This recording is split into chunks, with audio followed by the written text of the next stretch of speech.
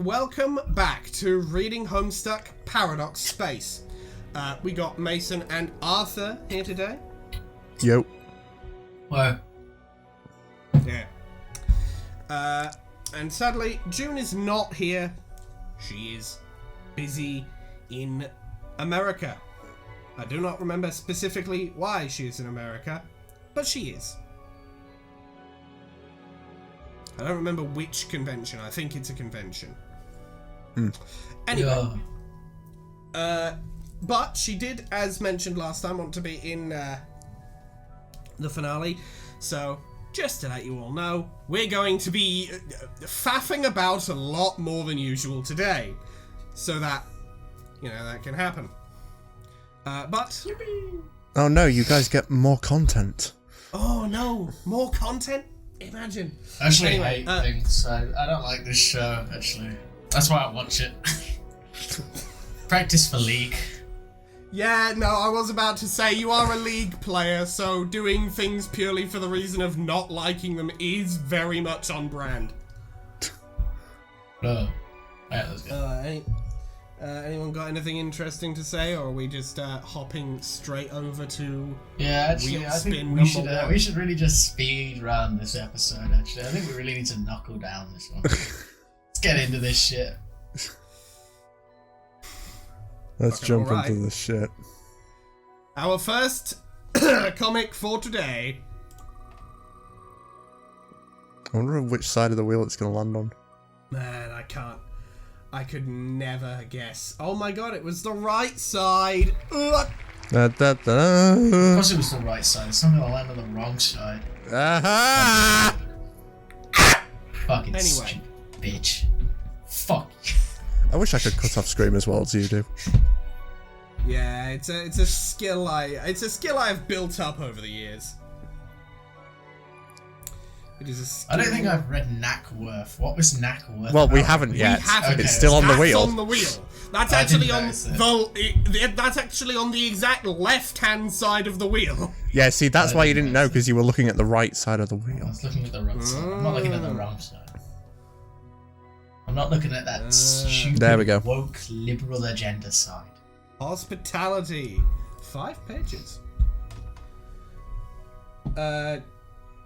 Hey Mason, you want to make some Mason, Arthur, you two want to just make some weird ass noises? I will also make some weird ass noises. Okay, on 3. 1, 2, 3.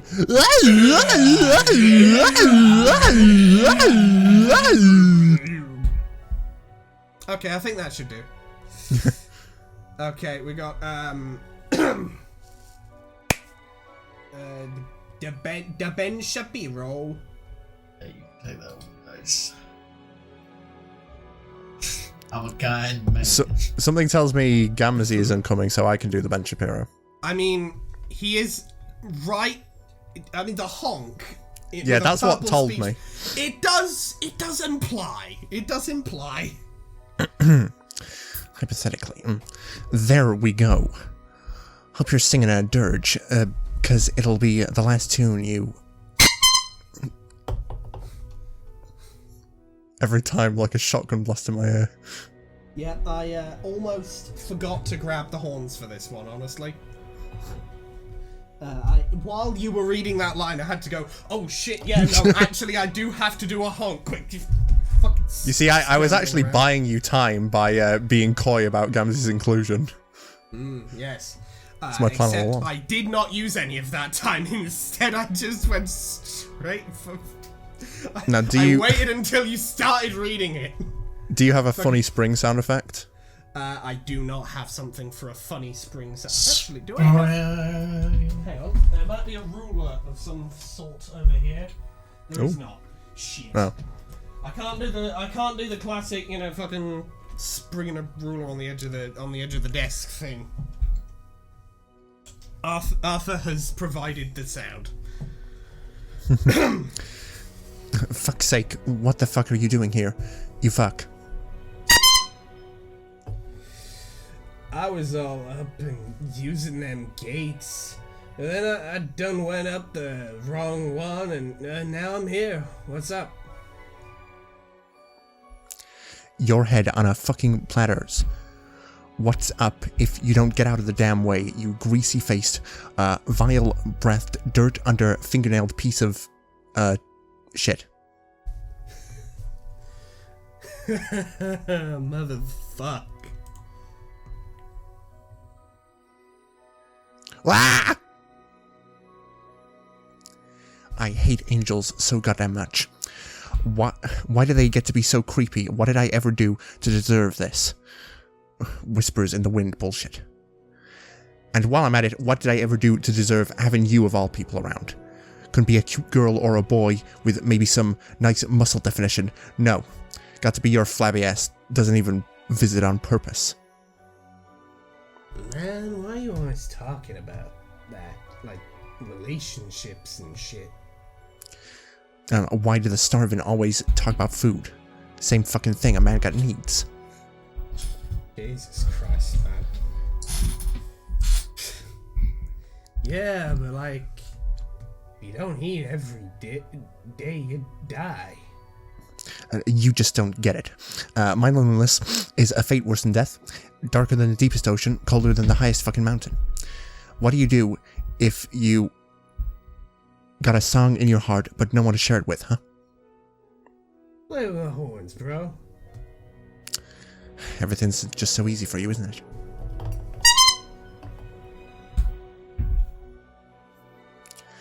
Look, this might be hard for you to understand, but I'm a fucking tsunami of tumultuous emotion, okay? Life, death, sweeps of military dignity and grace. I'll pound it against the shore of my think pan. This shit's beyond your comprehension, don't even try it. No, yeah, I think I comprehend that good shit. You need yourself a chill pill. That's not a pill, that's a slice of doped up pie, you charlatan. Chill pie, my man. Get that toxic shit away from me. Ah! Alright, time for the fucking weird noises again. Okay, right. On 3. 1, 2, 3.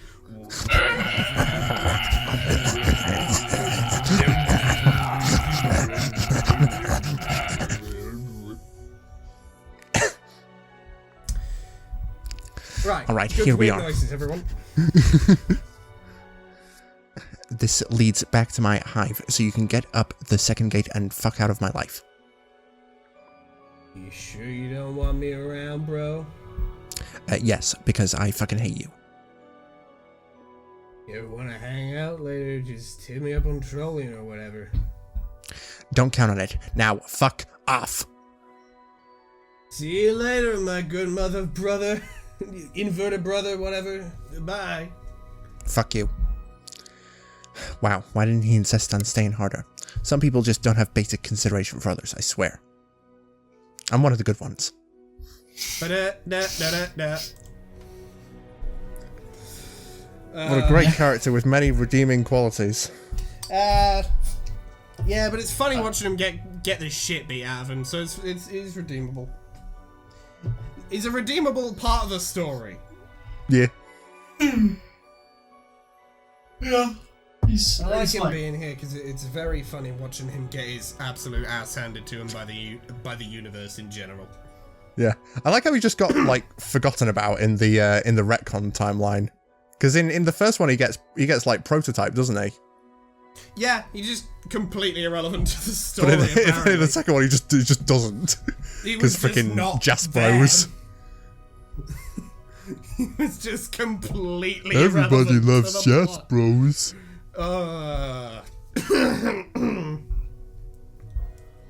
I'm just imagining a sitcom parody of Everybody Loves Raymond, but it's Everybody Loves Jaspros. God, this is the second sitcom that I've theorized. And because theorized. Yeah, remember the Silver and Blaze one? Not thought up, not come up with the idea for, theorized. Yeah. Hello, Internet, and welcome to Game Theory. Is there a sitcom based on Jaspros? There is now. Thanks for watching, and remember... everybody loves Jaspros. Jaspros. Thanks for watching. Every character is played by Jaspros, just moving really fast. Yep. It's like the Don They're all Cheadle singularity of the semi-transparent MCU. because they're all after images. And they all sound the same. Because they're all the same person. Everyone in the live studio audience can't tell who's talking because the sound of the fucking... because the sound... And Jasper doesn't, like, change costumes or anything. They're just floating in a slightly different location. Yeah, nobody can tell who's talking at any one time because all of the lines come from everywhere at once. Yep. Because Jasperos is just warping. Jasperos everywhere all at once. Anyway. No, every so often you get a guest character who's actually just somebody else and they come in and every single time they're like shell-shocked after 10 seconds. Yeah. It's like the, John walks in, is like, oh, hey, what's going on? Audience starts applauding, and Jasper's like, oh, hey, it's the wind guy. And there's just, like, noises from everywhere, and John's like, I think I'm gonna go. I'm gonna go. Door slams behind him. No, shit, please. Well, you see, John, that's a very interesting point, but there's just one problem. I'm afraid to ask, what's the problem?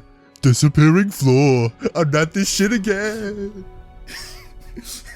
No, it's just disappearing floor, and then the floor disappears, and John's still just there because he can just hover and fly. Yeah. Not this time.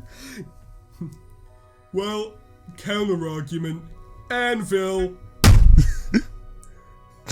And he doesn't say anything because he's dead. Because he's dead, he just gets fucking anviled. Oh. You wanted rambling. You got it. Hey, this is what we're here for today. We are here to stall. We are here to dilly-dally. We are here to chat shit. Generated by chat shit. That should be the name, actually. Should be the name. That's what we can call my sewing AI. Yeah, chat shit. Chat shit. Honestly, yeah, no, I'd go for that for a name for a dog shit AI. Chat shit is a good one.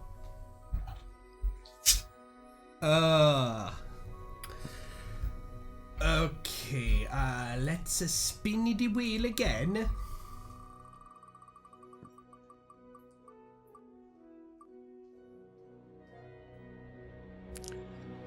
Three out of 5 hats.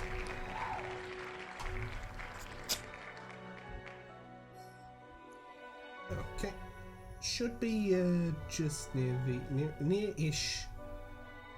Okay, I think it's near the middle.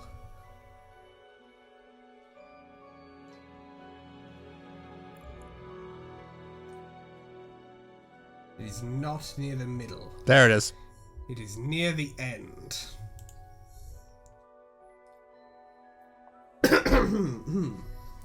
Okay. Oh, like 3 out of 5 cats. Is that a British thing? I don't fucking know, man. I think it might be, but I don't think it's 3 out of 5. Something tells me it's 4 out of 5. Yeah, maybe. I mean, it's also more specifically.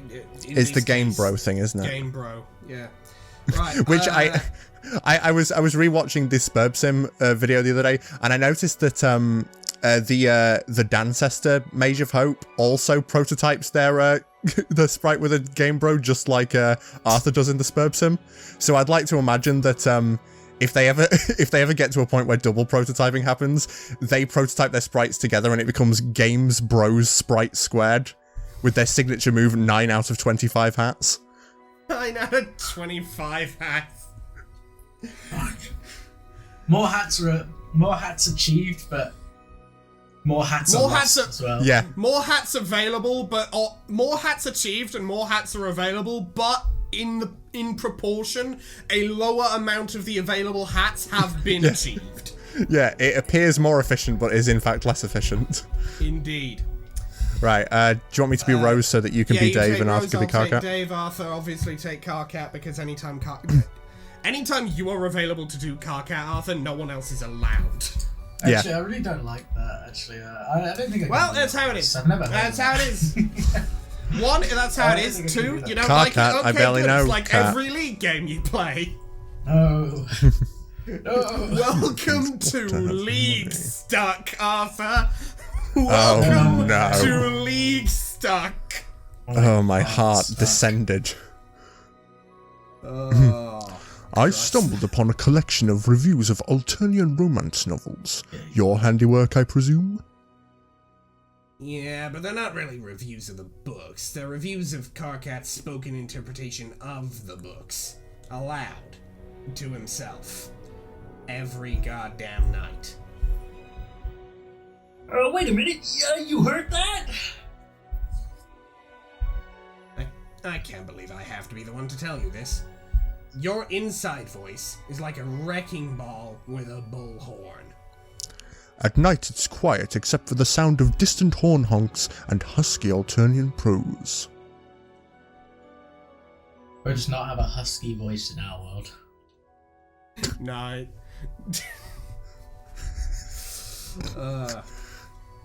After a week of that, all I could think of was vacillation and buckets. I had to let it out somehow, so I made the best of a bad situation. We all have our own coping mechanisms. I spent some of the Vantas Theatre hour writing, but that hasn't escaped your notice either, I see.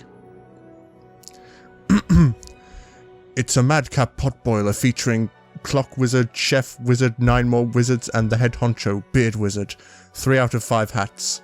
If you're going to review my writing journal, I'd appreciate a little more effort. Where's the sarcastic skewering of my extravagant vocabulary? Why isn't there any commentary on the role of bathos in the text? This strikes me as more lazy than ironic. Well, obviously I'm not done with it yet. And I'll thank you not to pry into my personal writing until I'm ready for an audience. It's an outrageous violation of my privacy.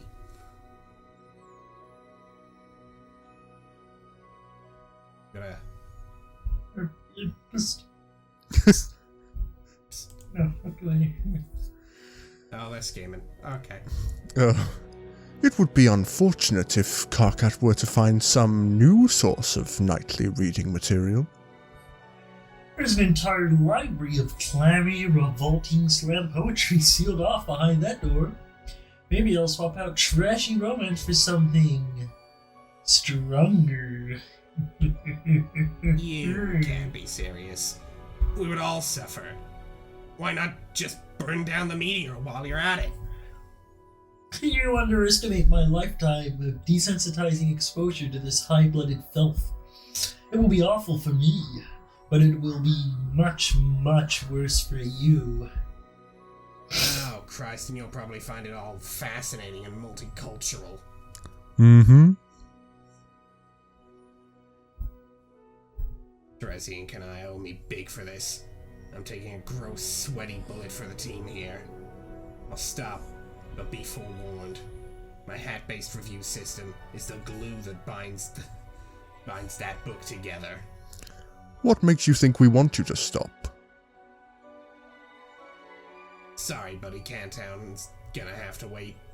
I've got 15 more pages of boring literary discourse to finish. Else bad things are gonna happen. Bad, unspeakable things. He's writing the sequel to Summer Teen Romance. He's got a fucking nuclear bomb launcher pointed at his head and is being forced to review Rose's book in full. Terribly tragic. Speaking of books, though, I'm the king of the segue. I'm the king of the segue. Arthur. I've got. It's like.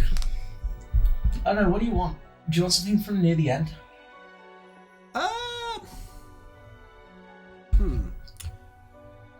Mason, you got any opinion on where you want to take it from, or? I don't know. I intend to I intend to purchase it and read it in full when it releases. Necessarily a whole chapter. I don't think necessarily a whole chapter. I'm thinking How about... Find something you think you can leave off on a good cliffhanger for, so to speak. Leave off on a good lead for people to be like, ooh, I really want to read what happens next. I don't know, just... I mean, if you want, you don't have to. Let me try and find something. What's today's special, Arthur? Chef's recommendation.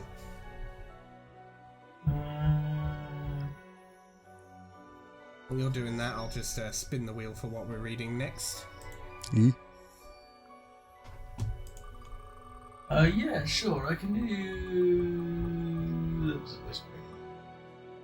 It's going to be London Tourism, which I will bring up the first page of, but leave it sat.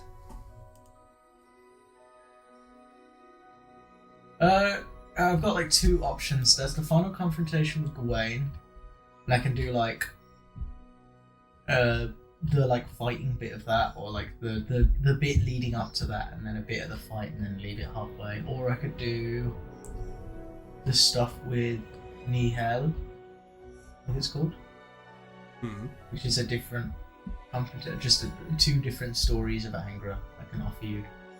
I'm thinking, go for that first one. Hit us with that first one. While you read that, I'm going to grab a mint.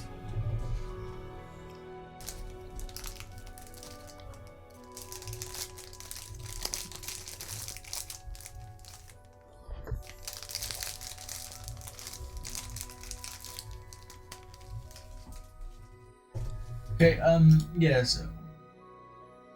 Right, yeah, whenever you're ready, Albert. Second to last tale in the book. Sure. I'm gonna go grab some water. And I'll get this ready. I just will need some water if I'm gonna read. That's alright. Hey, no worries. No worries. Yeah, alright. This is chapter 27 of like 30, I think. Okay. Our tale begins much more recently than all the others I've told before. Barely more than 5 years prior to mine and Angra's first meeting. Even so, the Angra of this tale is greatly different to even the Angra I first met. Yet to attempt to cultivate any more than a single field on his land, and taking far more jobs, especially those related to the remnants of the bastard tribes. Over the years prior to our tale, it seems the dregs of the bastard tribe had been spotted all over the folklands. Many smaller slaver or raiding parties had survived the events of Angra's cull by virtue of not being home, and once word of their home's destruction had spread, they made significant effort to stay hidden and spared of his wrath. It was the only small joy Angra could wring out of his life at that time, hunting down the rats that fled his presence. He spent a good long time savouring that, and when at his home he spent his days awaiting the next visitor, begging him to hunt once more. Our tale is kicked off by one such visitor, although this time it was not a beckons to hunt, instead a summons from a source claiming to be the ambassador of the fourth bastard tribe, invoking a right of vengeance and imploring him to show his face so that he might cleanse the dishonour brought on by their tribe. It brought a sick sort of excitement to him hearing those words, and an even crueler hunger in him upon seeing the armed courier of this delicious invitation. So, you've come to invoke... Let me try again. So, you've come here to invoke your petty vengeance. Angra let those words rumble from his throat with a harsh, guttural growl. He enjoyed seeing the fear he put in these bastards that came to face him. The warrior facing him couldn't be much older than 25. A young man whose mind had been poisoned by those fuckers, turned into another vessel for the sickness he had to burn out. The fear he saw now gave him no satisfaction, ringing hollow against the empty head of a child spoiled once more. Still, he had to die nonetheless. He could make it swift at least. He stood and strode forward toward the youth, taking note of the obvious physical prowess he displayed, toned muscles slithering beneath the skin as he stepped from foot to foot, a lithe athleticism reflected in his erratic gait.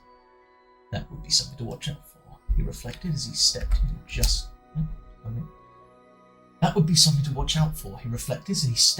shy of the range of his foe's polearm.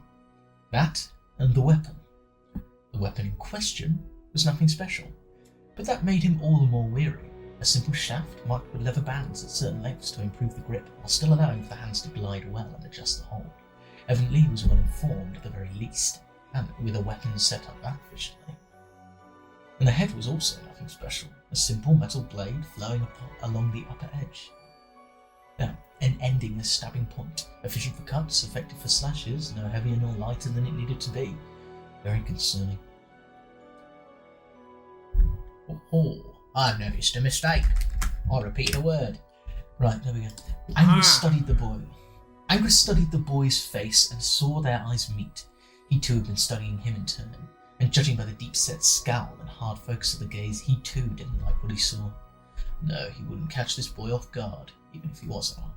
It seemed he would have to fetch a weapon from the side, and judging by the temperament of this young man, he would have to do it quickly. I'm actually just going to add a small thing. He wouldn't catch this boy off guard easily, even if he wasn't armed. It seemed he would have to fetch a weapon from inside, and judging by the temperament of this young man, he would have to do it quickly. Easy, boy. He raised his hands guardedly. Let me fetch my blade from inside, and then we can have your honourable duel. The boy scoffed as Angus said, "Honour? You brook no honour, wretch. Come die a warrior's death before I end you as a worm." Angus sprung forward instantly as the boy responded. Leaving nothing to chance, he was on the boy in a second, hands wrapped around his throat and knee stabbing straight into his ribcage. I'm going to slowly be adjusting things as That's fair. Yeah, into his Got to get shit folding him over just like right, wet parchment. The boy fought weakly against Anger's iron grip, but his indignation had left a fatal opening. His breath driven from him and his ribs fragmenting inwards like shrapnel against his lungs, the gurgling blood pooled in his chest, foaming out of his mouth. The terror of death gripped him and squeezed just as hard as anger. Then flailed weakly, attempting to pull his dagger from his belt, but he couldn't even muster the force to pierce Anger's skin. Then, with one final hate-filled shriek, Anger crashed down, putting all the force he could behind his elbow and crushing the boy's neck permanently, his deadly force ending it in that instant. He felt unsettlingly harrowed as he carried the boy's body to the grave he had just finished digging. The sort of thing shouldn't have shook him, but he foolishly humanized that boy, letting him feel real instead of just another vessel for the bastard's sickness. Tossing the body in, he heard a sickly snapping noise and had to simply hold his breath and look to the horizon as he buried the body. It doesn't do to feel bad for them. Looking would have made him feel worse. Anger plucked the frayed and tattered roll of parchment detailing the issued challenge to him and the location of the new 5th bastard tribe. Time to get to work, he muttered under his breath, already dusting the dirt off his hands and shouldering the shovel to take it back to his home. He ought to pack quickly so he could be off. No sense in delaying this. The sooner he was on the road, the sooner he could clear his head, ready for that flood of rage. He pulled together his meagre possessions, a few weapons of various kind, a sack of grain, the few bowls and utensils he had been gifted over the years, and his prized possession, the cooking pot. He had asked a local craftsman to make him a well-fitting lid, and as such the pot doubled as both the actual pot within which he cooked, and also a container for the other items he carried with him. Lashing all his things across his back in his usual fashion, and ensuring to grab a few good stones to act as sparkers for a fire, he made his way out into the desert, ignoring the usual paths and simply striding out into the boundless wastes. Oh, I don't know if I've mentioned this, but there is a very long ongoing joke where the main character of the book spells desert wrong, so it's desert, and he thinks it's called a desert. And there's like there's a whole preamble about this where he's talking about it. He's like, it doesn't really fit. Deserts are nice. This place is horrid. Anyway, his eyes ached and his mouth was dry as the sand he spat out. His mouth ached and his eyes ached and his mouth was as dry as the sand he spat out of it by the time he finally stopped at a well. He'd been a little too ambitious with his route today. His earlier trepidations had churned his mind and only travel had been able to reform it. But in the churned, unkempt state, he had chosen to go as far as he could physically manage today, travelling well over a week's worth of distance for the normal traveller in but 5 hours. But the trade-off for such things was great, and in saving so much time with a heightened speed and a hasty route, he had overburdened himself and was now reduced to hacking and coughing at the well, retching to try and summon any moisture to his mouth. Had the well been dried up, he could well have died that day. But fortune was not against him. The well drew water, and he used it to wash his grain, clean his mouth, and obviously to drink. Once he was satisfied his grain was well washed, he set it to boil and lay back against the wall of the well. It had been evening by the time that young boy, that pawn of the tribe, had arrived. By now it was well into the night, and quite probably edging into the early morning. Time to fill his belly and empty his head. The next morning, Angra took a more reasonable path, still far and above exceeding the pace of any normal traveller by virtue of his superhuman ability, cutting straight through the desert. He arrived at the supposed location of the fifth bastard. No, that's meant to be fourth. Fourth. I noticed you said fifth bastard tribe a couple of times, yeah. Yeah, I've got to check that. Because this one should be the fourth. I remember there was a mistake when I was writing this first time. I forgot to check. Give me a second. Control that. He arrived at the supposed location of the fourth bastard tribe by the evening of the following day. The area was surrounded by a coarse sand, like those of his own home, but quite unlike the sand of the land of his youth. He had felt the fine white grain run between his fingers like silk, and brutally paint the spectacle of violence in broad red strokes. He found that hauntingly beautiful in his youth before he truly knew what blood and death really meant. He rubbed the grains across his fingertips. It was even coarser than his current animal thing. As he studied it closer, he saw the second clear difference, the reddish-orange hue of the sand. He had thought it a trick of the setting sun, but there was no mistaking it now up close. This sand was red, almost metallic. Seems the fourth bastard tribe had chosen to forgo the bold beauty and the contrast of red on white and simply bathe it all in that bloody metallic glow. At least it meant he wouldn't be ruining the scenery later. While he mused over that thought, he pushed forward onto the strange campsite town, hybrid, built upon a newly dug well. It was clearly dug and assembled in great haste, as huge piles of dirty sand and stone still lay around the area, some on sheets to be dragged to the edges to be used in some form of makeshift fortification, others lacking in even that small step and simply being piled high in the way. As he approached slowly, making great use of the shadows about him, watching these people, expecting a mocking facsimile of his early life spread out before him. Instead, it was a struggling and pained community. It was clear they were still in the early days of forming their tribe, and much work needed to be done to make this a livable place. It was a harsh land they had chosen, and for that reason it was out of the way. He was glad for that in many ways. He didn't wish anyone to bear the tragedy of living near them, lest they be inevitably picked apart by raids over the years. His eyes settled on a group of children down by a small fire. The two younger lay sleeping, while the elder held them close and sang softly to them. It was a melancholic tune, and it brought back immediate visions of that young boy he had killed before, and at once he felt tears streak down his face. What was it? Had his heart of stone been worn down by time? No, simply a fleeting moment of weakness, nothing more. He hardened his face and turned his gaze to the central tent, planning his stealthy path towards it. Within would be the leader, and hopefully severing the head of the beast would scatter the rest of the winds from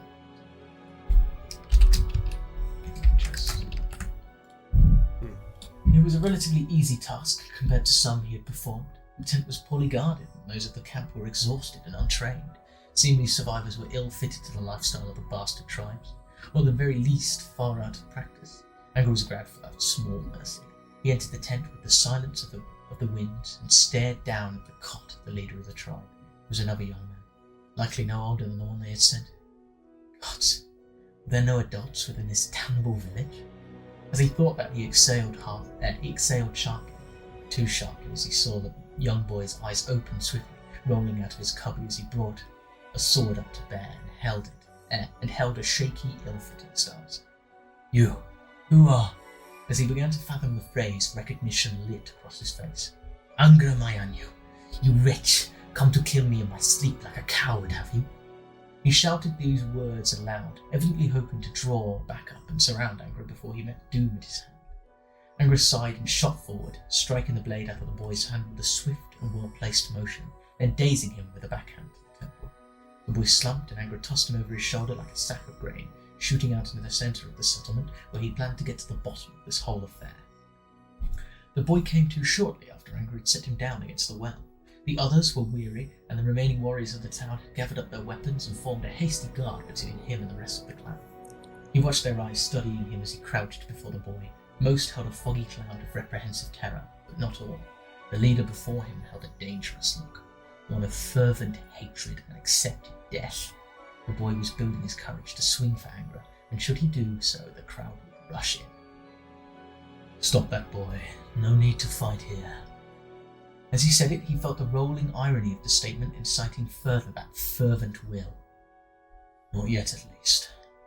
The young man met Angra's eyes without flinching. "No need to fight. There is every need. It is why you were summoned, and the only reason we have to be here." At their leader's words, Angra stared at the people around him. Most did not share this inflamed passion for his death. Even the warriors looked as though they might have run at his sight alone. "If that's your purpose, why build a home here? Why neglect training?" The boy's gaze faltered for but an instant, and then once again became as steel. "What would you know of a home?" His taunts barred Angra well, but he didn't rise to them. "Your people wish to live, and to be honest, I'm inclined to oblige them. Should you renounce the name and the ways of those bastard people?" He let those words settle on the air for a moment, the true meaning of it unfolding further in the passing second. "I am the last of that rotten thing. Should you claim it, rightfully or not, I will end you. But not the stomach to needlessly slaughter any more. The flame of rage is petering out, smouldering within me."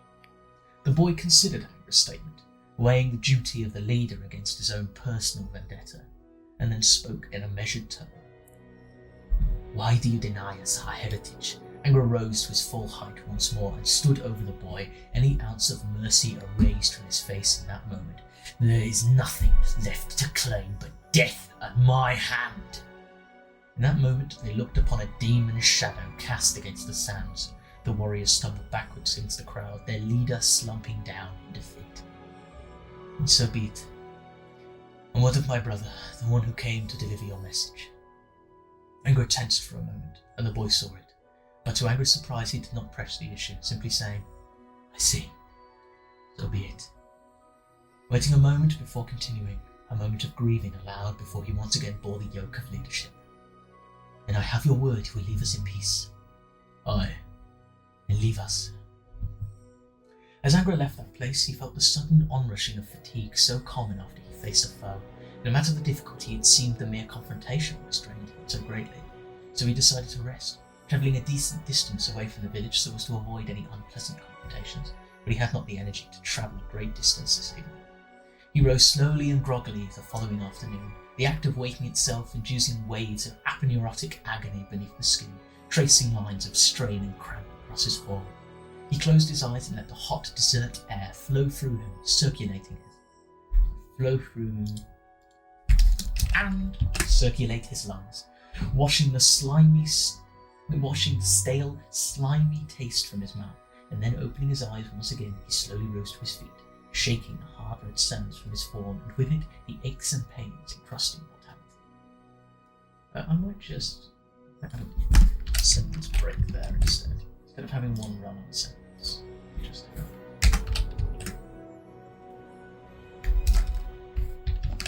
right. His senses slowly sharpened from their addled fuzzing to actual attunement, and as he looked up to the sky, he saw the full sun blazing down from above. He'd better escape the heat or the sun would roast him. So he trudged onwards home, taking a single look over his shoulder towards the town as he crested a dune. It seemed they were performing some sort of celebration. That was a pleasant thought. Surviving what to them would have been certain death certainly warranted celebration. It seemed like quite the fire they had made. Smoke plume was rising and covering a good third of the sky. Wait, no. As he looked closer, it was clear the fire was spreading across the edges of the town. Bloody hell, this was no celebration, it was disaster. With no further thought on the matter, Angra dashed across the sands towards the smouldering village, noting that as he approached, the village had clearly been burning for a few hours at this point. A wall of flame had built around the edges that, upon his passing through, seemed suspiciously closed. Almost designed. Who could do this? And more for the fact, who would do this? His train of thought was interrupted by a crunch as he dashed through the flame wall. He looked down and saw a charred skull Right, I'm going to change the W's for crushed. A charred skull crushed beneath his feet, but that alone was not what horrified him. It was the size. Far too small to be an adult. Merely the skull of a babe. Merely the skull of a babe. Stop. That'd be help. There's so many run-on sentences. His stomach dropped and he felt the hate flood in once more. Simply had to stain this earth with blood after all. The ground was hot with ash as he approached the village centre. Bodies were piled haphazardly like the piles of stones he had seen just the day before. The few huts that had been constructed were thoroughly charred, and the tents that most had resided in collapsed into ash and dust. Angry could only pray that most passed from the fumes before the agony of flame took them, especially the children. His fist clenched hard around the weapon he had brought with him. A long, straight-edged club scraped the earth as it trailed behind.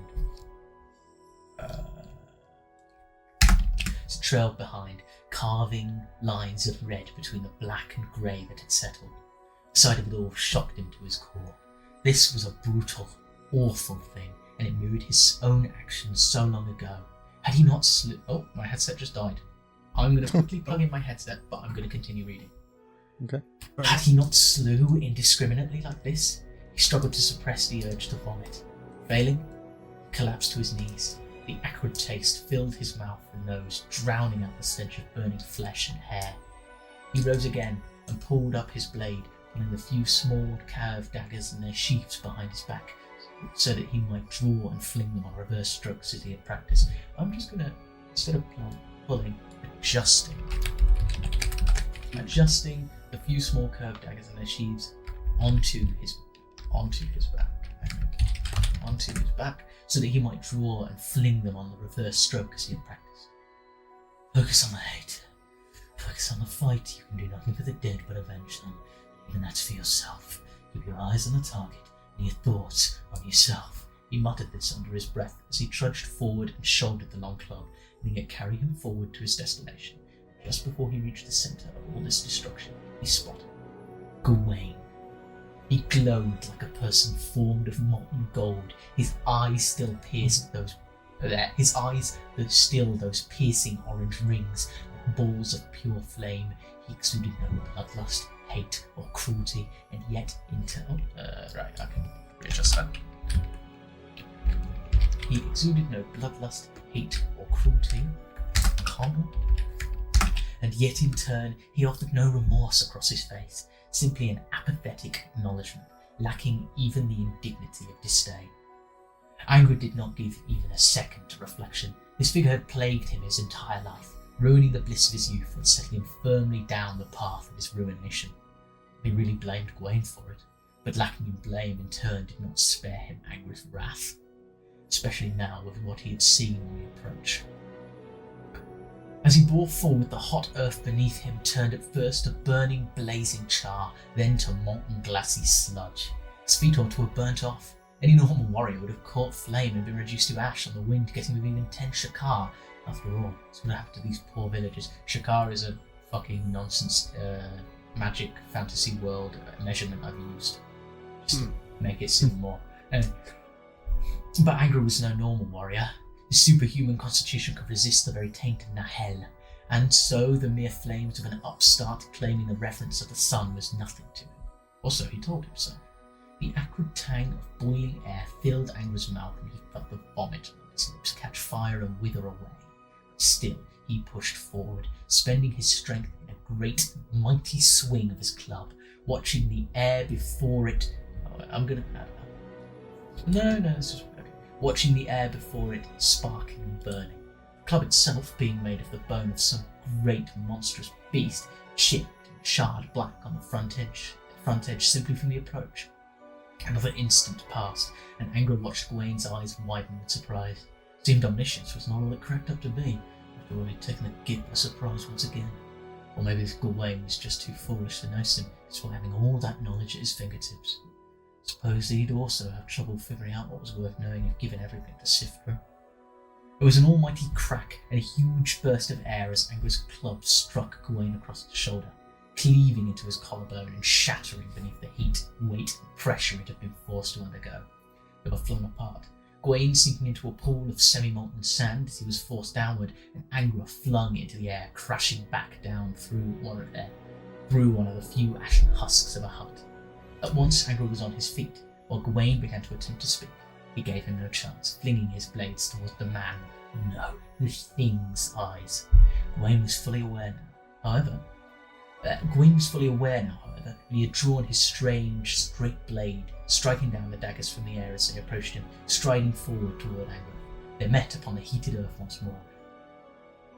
Dagger and fragmented heft of club against that strange blade, each blow sending out shockwaves of air and dust, carving brilliant lines of red, white, and black. It was like a collage of death geometrically laced upon the earth in a parody of wild abandon. Angra's club snapped upon the edge of Gawain's blade, and with that momentary distraction, he drove his dagger deep into Gawain's leg, then grabbed the 2 shards of bone out of the air. The blade of his dagger had melted before it even reached. Well, alright, I'm going to a second. New trick. There. Yeah. There we go. The blade of his dagger had melted before ever reaching Gawain's flesh, but the bone shards driven down in either hand slashed across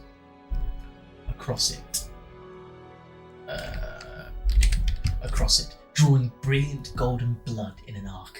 But as he felt that surge of triumph suddenly, Gawain dropped his blade and grabbed Angra's wrists, holding them tight. I have no quarrel with you, nor have I any desire to deal the death of a hero of our people. Angra spat a vile concoction of phlegm and vomit into Gawain's face, but it merely sizzled and burnt away in the air between them. I can even forgive your impertinence and lapse in sanity at attacking me, so cease this foolishness at once and let us part ways as allies to the same cause. Angra felt the heat of Gawain's flesh begin to sear his own as the grip tightened around his wrists. Caught in a wild frenzy of hate and pain, he lashed out in the only way he knew how, biting at Gawain's wrist and feeling that hot metal ichor spray out. Immediately he was released and he jumped upon him again, beating the shining hero into the dirt with frenzied strike that rended his flesh and scorched his skin as much as they damaged Gawain. They rolled into the molten ashy dirt as they fought, blood from both of them wetting the earth and mixing it into sludge, destroying the marks left by the prior battle and melting the prior tapestry of straight lines to pools of gold and red. Finally, Angra stood above Gawain's defeated form, lay in the ash and dirt panting. Red sand burnt across his shining wounds, mixing with Angra's own blood and matting them into a raw, scabby covering that Angra knew from experience ground against the wound, causing more pain than the injury itself. Once he managed to rise to his feet, he sat down next to Gawain and watched him breathing heavily, finding that all the lust for battle bled from him with each wound.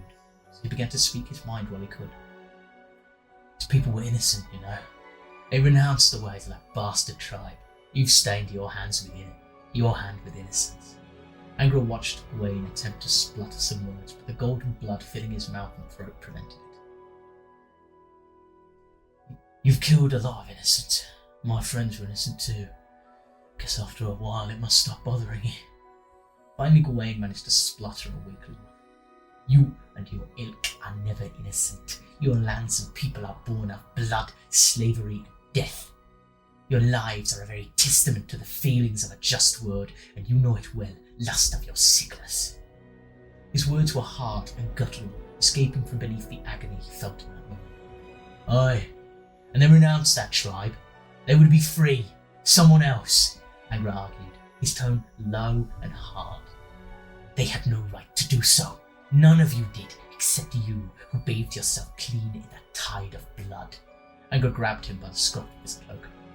What right have you to decide innocence? You made you the arbiter of this great justice you claim to love. And in that moment, something changed. In Angra's hand bloomed a great, bright heat and light, and beneath it lay a withered husk of a man vaguely familiar. The man weakly grasped at Angra's wrist, attempting to prise open his fist, the dull grey eyes not ever leaving that glow. It took Angra a good few moments to realise what had happened. He had lifted the sun from Gawain. In a moment of instinctive pettiness, he had robbed the avatar of the sun his very identity. Ha! What a sight he was to see now. None of that godly gracefulness in his form, simply a hollow shell of what was there.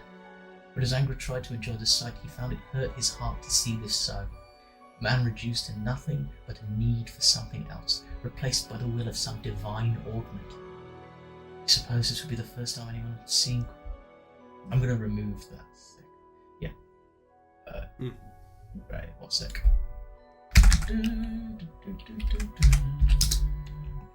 He supposed this would be the first time anyone had seen Gawain's true form for a long time. He watched the pathetic man's fingers pry weakly at his iron grip, the dry brown wrinkled lips repeating the same almost silent plea. Please, my son, please give it, please, I need it, I'm too weak, I can't take it. And, as the man continued his pointless effort to pry loose his one and only desire, Angra began to talk to him about the friends he had murdered, and then with Cliff and Farney, those friends he lost so long ago. He lost so long ago, he spoke nothing of Yaf, but he resumed those moments in the way he choked and hesitated, when with no why. He was still able to conceive anything but this damn desire for this stupid son. It was filled with a sudden great urge to toss this stupid thing far into the desert where it would never be found, and as he stood up and raised his arm, he heard a weak cry from Gawain. No! My son, don't take it, please, please, my son, please. He was grabbing onto Angra's ankle in a pathetic fashion. It was too much to bear, seeing someone who had ruined him so be brought this low. He dropped the son and walked away, not caring to look back anymore.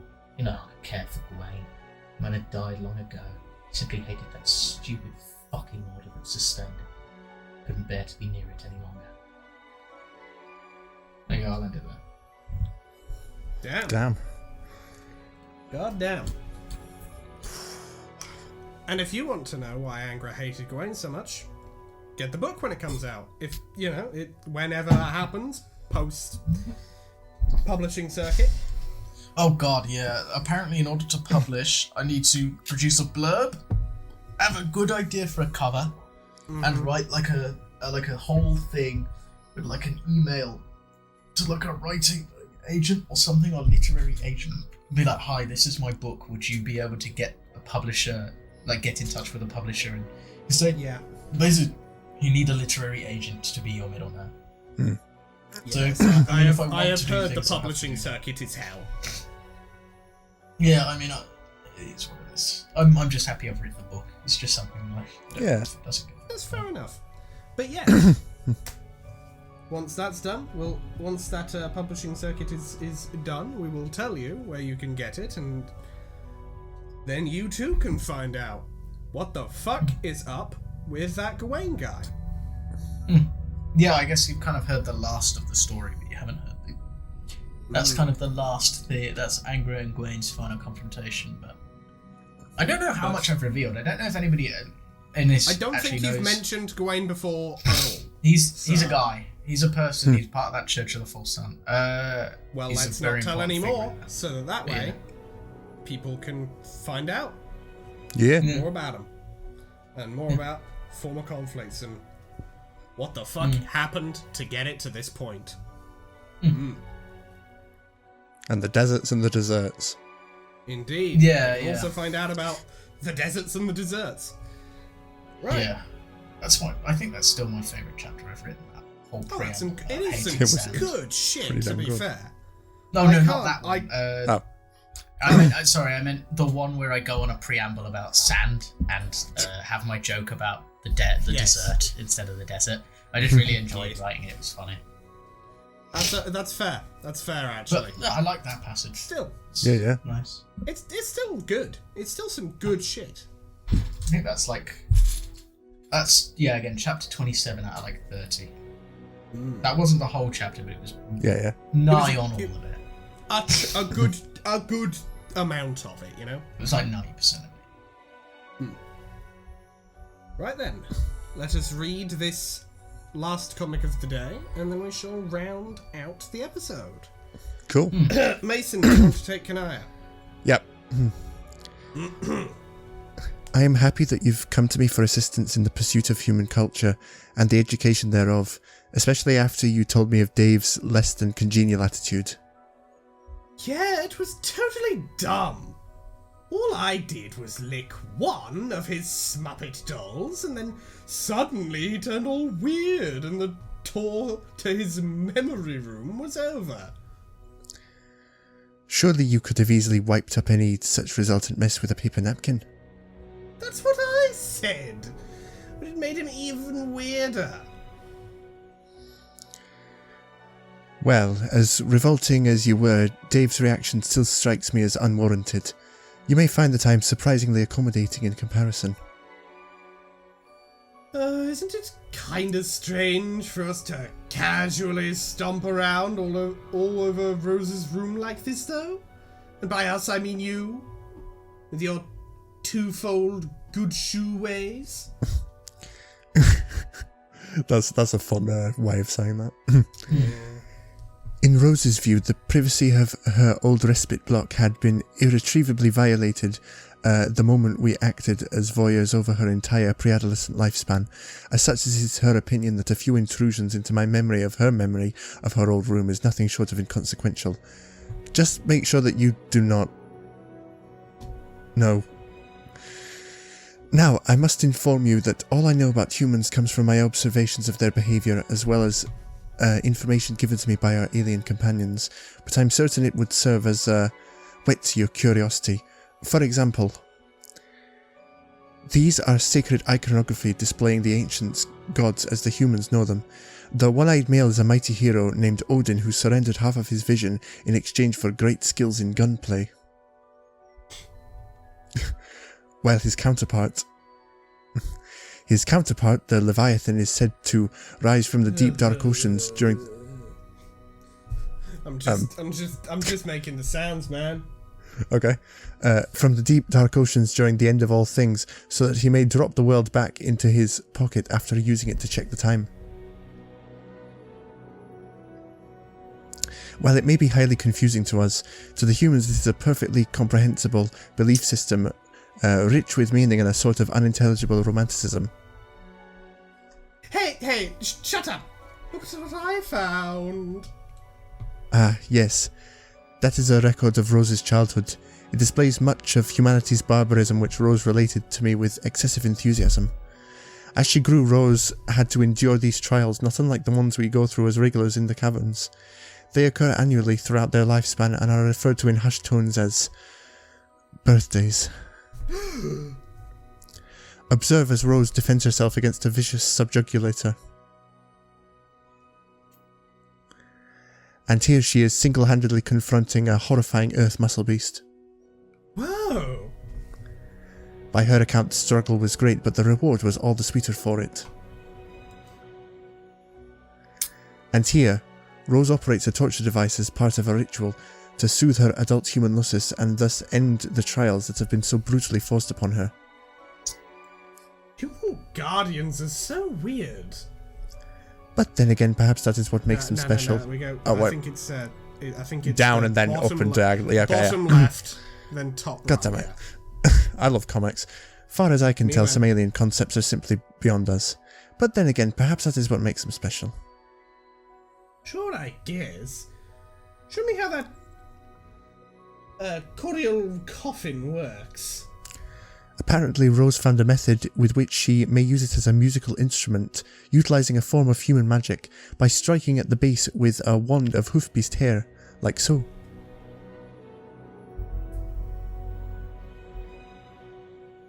Wow, Kanaya, you're really good at that torture device. I was using it as a musical instrument. Let's agree to disagree with you then. What? What?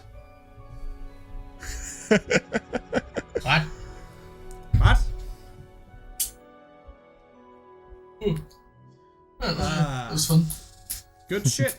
So, We did it! So guys, we did it. guys, we did it. We stalled for an entire hour. But it was some damn good stalling. Absolutely. Damn good time of stalling. June appears to be typing. While June types. What did we think? What did we think of this episode, everybody? Yeah, it was very nice. Yeah. Good shit. good book excerpt. Oh. June is going gambling, everybody. Yippee! Yahoo.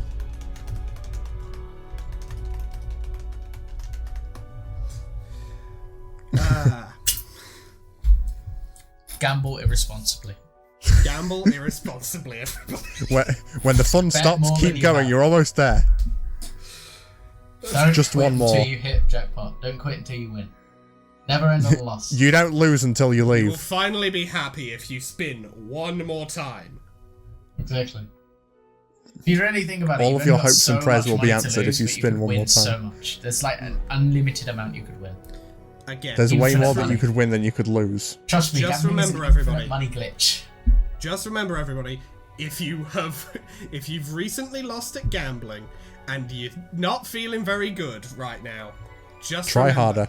Just remember, if you ever feel like that, you just gotta spin one more time. And if after that Just spin one you more. don't feel it, you just gotta spin one more time. Just one more. As long as you keep saying double or nothing, eventually you will get everything you need. Yeah, it's just And keep could ever doubling want. or nothinging. Because Disclaimer, the that's two Shadeboy YouTube channel does not... options. Yeah, disclaimer. Some of Everything us. we just said is a bit. Nah. For legal reasons, everything we just said is For a legal bit. reasons, For that's a illegal joke. reasons, just one more spin. Just one more. Come on, Just coward. keep You don't want to be a coward, do you? Keep going. Don't give up. Never give I up. love to Believe in yourself. Trust your You instincts. can That's a do bio. It's about dedication. It's about what's You've- that? It's about you've gotta drive, raise, it's about Karshan. power. We stay- You've got to keep gambling, Karshan. Oh, Yeah, okay, you that's gotta where do we it. end the bit. That's where we're Alright, ending the cool. bit. Okay, the My number My one Hero dream Academia voice is is to where become- we end the bit.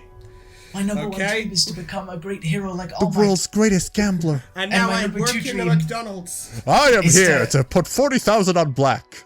Is to kiss Kachan and have him wiggle his tongue in my mouth. I think this Have is you where we're seen that going to audio? end the bit, and indeed, Well, and you can't see audio, but You no, I can't, haven't well, seen no, that you one. can, but I have But not I spent do know much about time the... in No! Daddy's I not don't done spend- speaking! No, shut the fuck up now. Kitten Whiskers. Not now, Kitten Whiskers.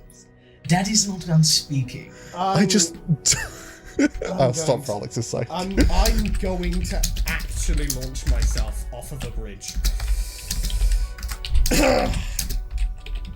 And it is up to an audience interpretation how high the bridge is off of the surface below the bridge. A bridge too short. Indeed. Right. This is Outro. where is that audio? Okay. This isn't what. No, come on, guys. Come on, you've got to. Come on, you've got to give me the correct Deku and Kachan kissing audio. What the hell? I can't hear it. Oh, whatever. Right. Damn it. Good. Well, anyway, I said like the first line of it anyway. I Cool. hate being privy to information. Okay. Right. Yeah.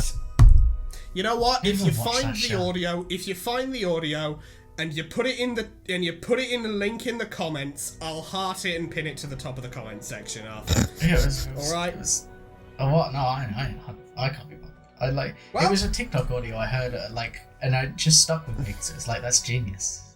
I guess we'll never know. Anyway, I think it's about time I did that outro. Yeah, right. Whatever. Right, if you like Okay. this video, hit the like button. If you very much like this video and want to see more like it, hit that subscribe button. We upload episodes of Reading Homestuck Paradox Space every Monday or Tuesday depending on your time zone, and we upload other things on Thursdays or Fridays again depending on your time zone. However, next week we're going to be doing that the other way around, because June is still not going to be here next week. So instead, we're going to be playing Dicey Deeds Morkborg. Yeah. Longborg. Is the I got a plan. one shot and I got. It's Halloween. Ooh. Whoa! Halloween. It will be slightly late for Halloween, but it will still generally be in the spirit of things, since Bonfire Night will not have happened yet, and the season continues a bit outside of itself. Halloween really should be longer than one night. It really should. We should have like a whole week of Halloween. You know, I mean, that's not even basically- officially. I just really like. No, that's Halloween's a not the great plot of holiday. Nightmare Before Christmas. I was about to lie. I'm pretty sure I'm pretty sure like everywhere does like a month of Halloween for October anyway. Yeah. I mean, yeah, but like more officially speaking. You know, we should just like make Halloween just the week around the few days on either side of Halloween. The like week on either side of Halloween should just kind of be its own general thing. Halloween. Halloween. Halloween. That's the branding done for that holiday. Happy But Halloween. yes, it will be the Halloween special. Dicity's Morkborg will be next week. Yeah. Instead of Paradox Space. However, other Dicey Deeds will come out on Thursdays or Fridays, again depending on your time zone, such as Lancer, Mech TTRPG. If you like mechs, you'll like this. It's good. Yep. The first session is already out, and future sessions will be coming once June gets back. Other stuff we do on Thursdays or Fridays include Dig and Rimper, something I run. Imagine if what Homestuck is to Homosuck, Danganronpa is to Dig and Rimper. So it's exactly the same because that's actually the name of the thing. It's called Homosuck. I'm throwing you into the fucking brig. I'm not even on a ship. I'm throwing you in the brig. I ain't done nothing wrong. That place called Nordites. my man. Free my man! Yar, I ain't never did nothing. First I rule of being a decided it were pirate. mine. Homo suck. It were mine. Let me out. If the glove don't fit, ye must acquit. That's not a thing. Stop licking all my stuff. Okay, you can also follow me on Tumblr and on Blue Sky. I post things on those places sometimes. You can send me asks on Tumblr, send me DMs on either. Fucking post at me on Blue Sky. I'm not calling it a skeet. A skeet. What? It's That's what they call it? some people do, and those people are wrong. Why don't they call it a Also, you should flash Skype? this on the screen whenever you say blue sky. Yeah. The classic. Speaking of, you can also follow June on Blue Sky, Tumblr, and Instagram. I don't know if I did that in the order that... Actually, no, I can control the order that I put those out onto the screen. Funny now. thing. I've changed the way those little fucking text things in the outro work. I can just change the order. Fuck it. Take them off screen again. Okay, you can follow June on Instagram, Blue Sky, and Tumblr. You put them at the top of the screen instead. Yeah, okay, just shuffle them down. Okay. Yes. She does stuff on those places. She would be able to tell you what she's planning to put on those places if she were here, but she's not. But cosplay photography on Instagram. Yo. And you can also follow Arthur on Twitch. Arthur. Twitch. If I get a job where I'm not working evenings, I'll start streaming in the evenings occasionally. Like I'm gonna play some games. It's gonna be a Mori first because I want to play it on a stream. Indeed. And if you enjoyed me doing one of 6 voices you've ever heard before, boy howdy you'll get used to it. Boy, howdy, you'll get used to it. And if Mason- you want to hear me just randomly go, oh yeah, Sumi, because that's the song. Because that's the song. That's the song. Yes. Indeed. And Mason, do you have anything you want to say at the end of this here episode of Reading Homestuck Paradox Space? Nothing in particular this time. I haven't seen any comments asking about strange things, so hey, if you have questions about strange things, leave them in the comments and I can answer them at the end of the following episode. That's the limit of your engagement with me, because Really dark, otherwise evil riddles or music. otherwise you will know nothing. Also, Indeed. yeah, feel free to find that that TikTok audio that Arthur was talking Yeah, about. sure. And Fuck post it in the fuck comments. it. If anyone else finds it and Arthur can verify it is the audio, because I'm It's not. not. gonna It's fucking just the listen to one it. where he just goes, and I'm in my number 2, and then he talks about kissing Kachan, and he says something about Blackwood, which I don't know what that is, because I'm sorry, I'm not that Okay. caught up. Okay. Again, If you do though, that, I will shout you out in the next episode. yeah, Mason will shout you out. I just I'll thought it pin was you to really the top of funny. the comments Sounds like section. that. There you go. Do it to That's- crave validation from me, because I'm the person you need validation from, obviously. and nobody else anywhere.